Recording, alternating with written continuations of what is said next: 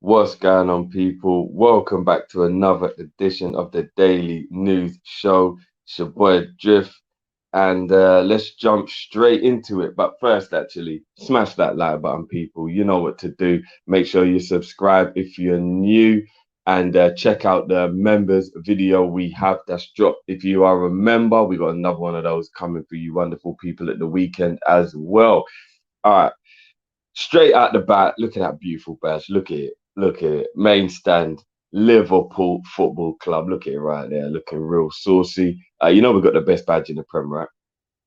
Okay. Now, just a quick bit of news for you guys in regards to why I've got this up. Liverpool have created a new kind of digital system now for season ticket holders. It's this thing that they're calling the NFC, which is near field communication. And basically, it's like a digital ticket that now will be stored in an app on your phone. You've got until the 26th of July, if you are a season ticket holder, to download this this digital pass to your smartphone.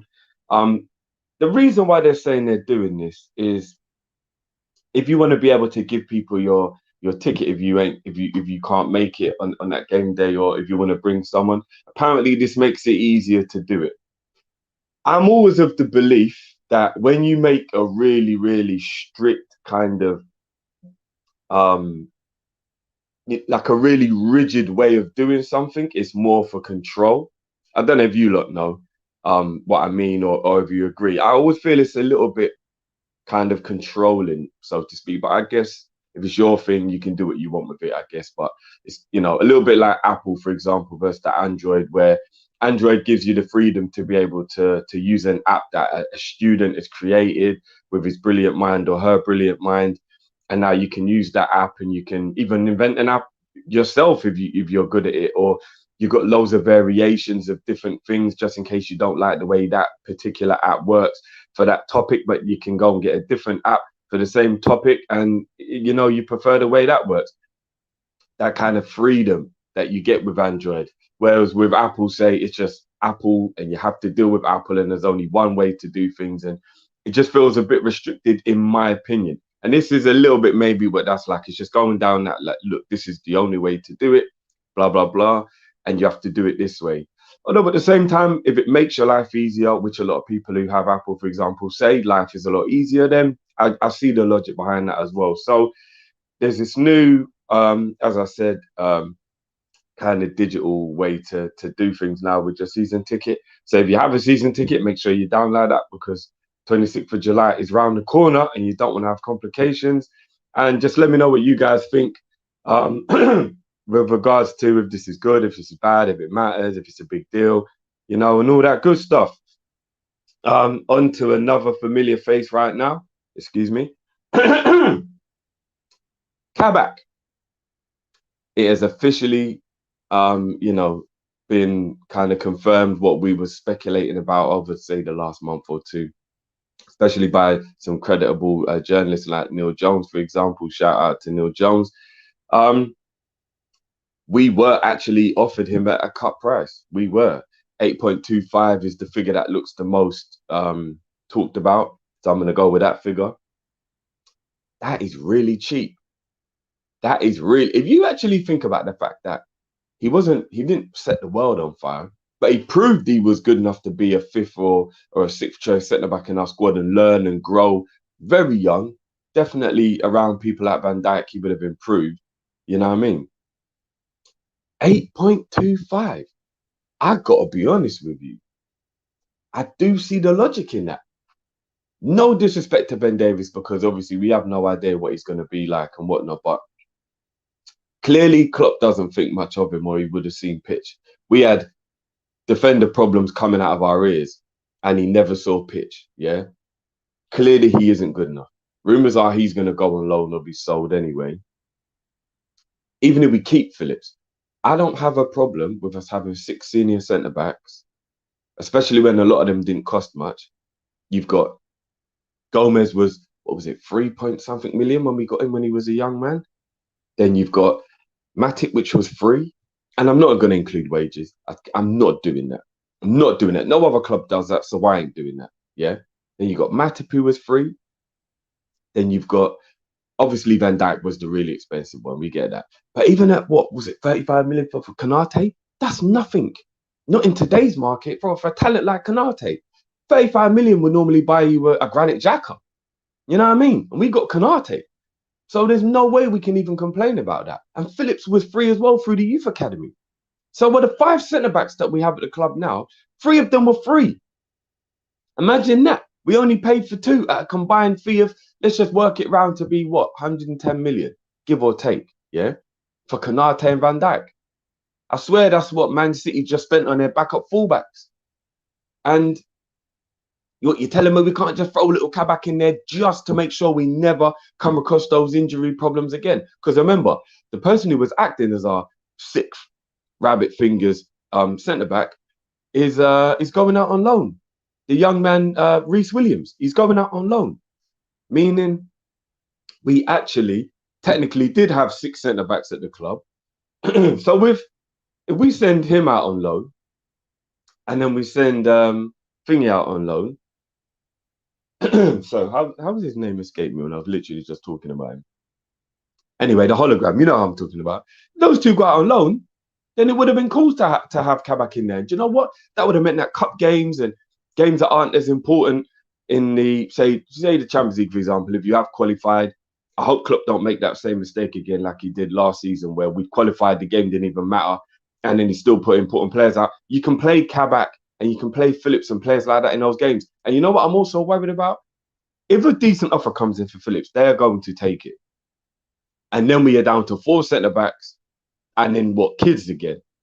Now, Cabak at 8 million, man, that was actually, I very much doubt you can get a player of Cabak's quality for £8 million, especially in this market. Leicester and Newcastle are now apparently interested because they've realised the cut price, because obviously Schalke are in desperate need of getting players off the books, you know, with their current situation and whatever. 8 million for Cabak. I'm not going to lie, guys. I don't think Cabak is a special player, but I think he's a good player. And 8 million? You know what I mean? I'm just saying.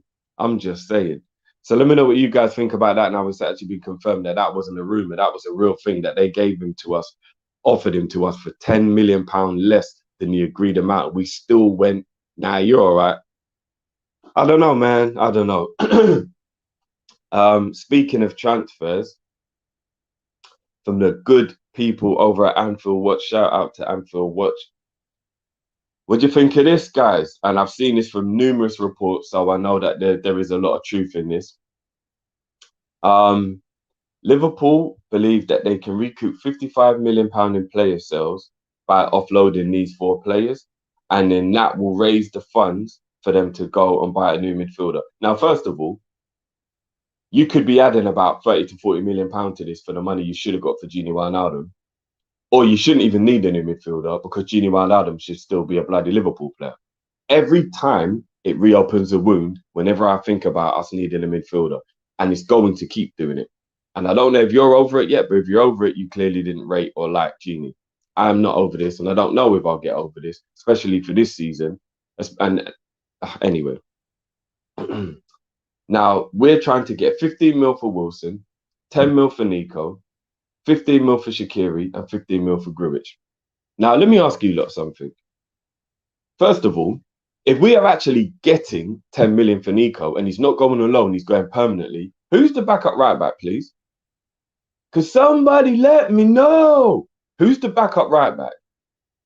Is it actually going to be Gomez? Because, again, I think Gomez makes a decent right back backup. But if we don't buy another centre back and we do get rid of Phillips, and then obviously he is literally one of the only 4 centre backs, but then he's back up to right back, then what happens if you get a little bit of an injury situation going on? Oh, okay, James Milner at 36 years old is going to be asked to play right back again, is he? Is that what we're doing? Or we're going to have to put another midfielder in defence again because we're going to have Gomez play?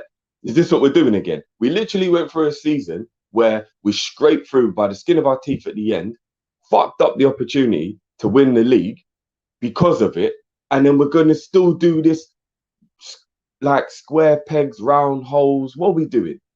What are we doing here? Because if Nico goes out the door, you know we're not going to buy a right back as a backup. It clearly states that this money will be used for a midfielder. So this is a sell Dejan Lovren, buy a Simicast for a different position situation that we're looking at here. I really don't get how you can make mistakes and then the next season you can go and do the same thing. But anyway, are you guys happy with those prices if we get those? Apparently, there was more money for Shaqiri offered. That could have been rumors. That could have been fake. I don't know. But, you know, apparently there's some Turkish clubs who offered more than that. But current situation, I think those valuations are kind of right. I kind of understand where those valuations are coming from. I do think Wilson and Shaqiri, in an ideal world, you should get more for those talent. I do. But again, what do you guys think of this situation? And that's a lot of players going out for just one person coming in. And apparently, this is the reason why there hasn't been much movement either. I mean, Fabrizio Romano has actually said Liverpool will definitely be getting a new midfielder or a new player in the next coming weeks. They're just trying to get rid of players, which obviously backs up this as well. This buy to sell bullshit. I'm telling you about this buying to sell. This is why we're twiddling our thumbs while Varane's probably going to go Man United and they've just secured Sancho and Chelsea are making bids for Haaland and all this crap's going on while we're just twiddling our thumbs here because we're trying to get rid of our players before we can do anything. Are we big boys or are we not big boys? We're going to act like big boys or we're going to not. You know what I'm saying? Like, I don't like this crap, man. I really don't. And what's really confusing is shout out to LFC Transfer Room for this one as well. Obviously, this source is coming from James Maddock from the Mirror. Klopp believes there won't be too much transfer activity and now wants the likes of Jones, Elliott, Williams and Murawski, along with pros like Oxlade-Chamberlain, Shaqiri and Minamino to show he does not need to spend money. Okay, so even though there are quite a few sources from the previous, you know, that we are trying to sell people to bring someone in, this is the number one thing that I've always been scared about, that I'm sure you all have as well. Klopp believes there won't be too much transfer activity. That says to me, he knows he ain't going to be given anything. That's not Klopp saying, I don't want none. That's Klopp saying, I ain't going to get none. You know what I'm saying? How am I supposed to go get it if you ain't going to give me nothing to go get it with? That's basically what this situation is. Now, I agree that Jones and Elliott and these guys, like Murawski looks like a little G. Like, he really, but he's a kid. He's 17 or 16 or something crazy. Like, these players, I agree that these players are going to be future stars, yeah? But when you're trying to get the title back after relinquishing it through stupidness, you don't turn to Elliott and Jones, who are teenagers, and go, yeah, you man go and do what needs to be done to make sure that we're the best team in the league. You don't do that. And you definitely don't turn around to Ox and Shaqiri, who've been injured for 2 years, and go, oh, yeah, you man, stay fit. Like they were deliberately being injured. You know what I'm saying? Like, and the contradiction of Shaqiri being one of the players that he's asked to show when he's on the list to go, how are you going to motivate a man to play well when you're basically dashing him out the door?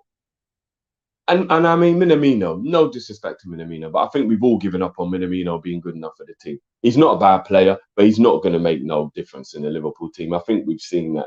And I think I'd rather put Minamino on the list than Shaqiri in terms of like getting some money for, because I feel like Shaqiri can offer a lot more to what, and he has offered a lot more than what Minamino can. But let me know what you guys think of this one, because off of the back of a lot of people coming up with the you know, we've got to sell these amount of players to buy a midfielder. But then at the same time, we've got Klopp saying that he needs these boys to step up. I mean, I need these boys to step up while we've already got bad boys in the squad. These guys have got time on their hands. Jones is 19, Elliott is 17, 18. You know what I'm saying? Murawski is what, 16, 17.